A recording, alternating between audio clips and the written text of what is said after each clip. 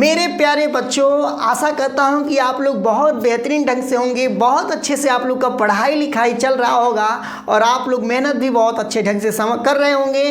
तो आज हम लोग समझने वाले हैं हुक का नियम, यानी हुक का नियम आप लोग समझ रहे होंगे।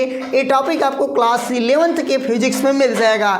तो जो कि फिजिक्स के पार्ट 2 का यानी जो प्रत्यास्था वाला चैप्टर था उसी से टॉपिक से है, रिलेटेड है। तो हम लोग हुक का नियम समझेंगे, लेकिन बहुत बेहतरीन ढंग से समझेंगे। आप लोग वीडियो में 100% बने रहिए, जिससे आप लोगों को अच्छे ढंग से समझ में आ जाए। तो हम शुरुआत करें और आप लोग देखने के लिए तैयार हैं तो शुरुआत करते हैं। आप लोग स्क्रीन पर मेरे देखिए, जो हुक का नियम लिखा गया है इसमें करा है 1679 ईस्वी में रॉबर्ट हुक। यानी जो हुक का नियम है ना, यानी हुक क्या है, एक वैज्ञानिक का नाम था, तो जिसका नाम था हुक था। तो उन्होंने 1679 ईस्वी में रॉबर्ट हुक भी कहते हैं, जिसको आप लोग बायोलॉजी में कोशिका के बारे में भी उनका नाम मिलेगा, कोशिका के अध्ययन में भी होते हैं। रॉबर्ट हुक ने बताया कि लघु विकृतियों की सीमा के भीतर पदार्थ का कार्यरत प्रतिबल उसमें उत्पन्न विकृति के अनुक्रमानुपाती होती है। नहीं कुछ समझ में आया, कहोगे सर जी ये इस टाइप के डिफिनेशन तो हम बोर्ड में भी मतलब कि बुक में भी मिल जाएगा, तो हमें क्या मतलब है देखने का। तो देखिए ये आपको समझाया जाएगा बहुत बेहतरीन ढंग से।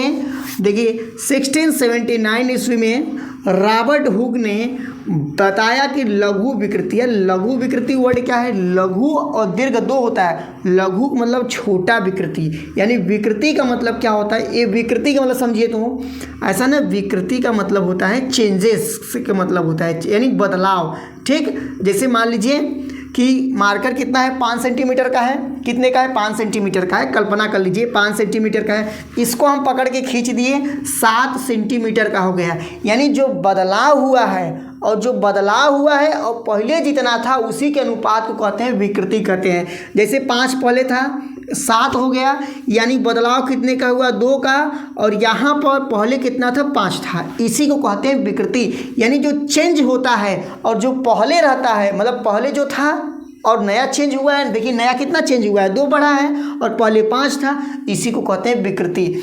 लघु विकृतियों की सीमा में, यानी जो ऐसा मत हो बहुत तान दीजिए, अब मार्कर इतना है अब इसको 50 फीट तान दिए, तब ऐसा नहीं होना चाहिए। लघु विकृतियों की सीमा के भीतर पदार्थ पर कार्यरत प्रतिबल। अब सोचोगे आप प्रतिबल क्या होता है, प्रतिबल क्या होता है। तो जो प्रतिबल होता है, यानी यहाँ पर हम लोग समझेंगे प्रतिबल। आप लोग प्रतिबल नहीं समझे हैं तो डिस्क्रिप्शन में उसका लिंक दूंगा, तो आप लोग जाकर देख लीजिएगा। प्रतिबल का मतलब होता है बल बटा के क्षेत्रफल होता है। क्या होता है, प्रतिबल बराबर बल बटा के क्षेत्रफल। ठीक, यही प्रतिबल होता है। प्रतिबल उसमें उत्पन्न विकृति के अनुक्रमानुपाती होता है। देखिए आप लोग विकृति भी समझ गए हैं और प्रतिबल समझ गए हैं, तो हम लोग देखिए यहाँ पर फार्मूला लिख दिए, प्रतिबल प्रिपोजनल विकृति, क्योंकि इसमें देखिए बोला है डिफिनेशन में ना, प्रतिबल प्रिपोजनल और विकृति यहाँ कहाँ है। अब यहाँ से जब भी इसका सिंबल हम लोग हटाएंगे तो यहाँ पर देखिए कोई ना कोई कांस्टेंट आता है। बराबर का सिंबल यानी लाएंगे तो कुछ ना कुछ कांस्टेंट आता है सभी फार्मूला में।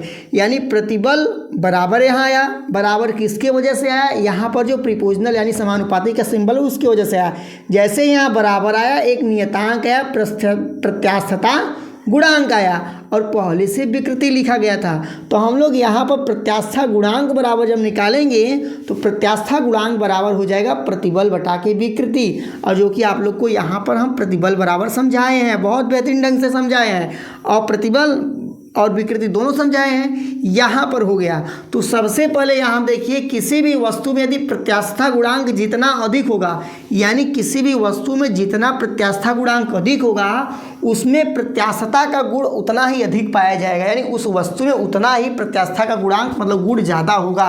आशा करता हूँ कि आप लोग इसको समझ गए होंगे हुक का नियम, और जब समझ गए होंगे तो वीडियो को लाइक करके चैनल को सब्सक्राइब कर दीजिए। इससे जो भी वीडियो अपलोड किया जाएगा आप लोग के पास नोटिफिकेशन के रूप में पहुँच जाएगा।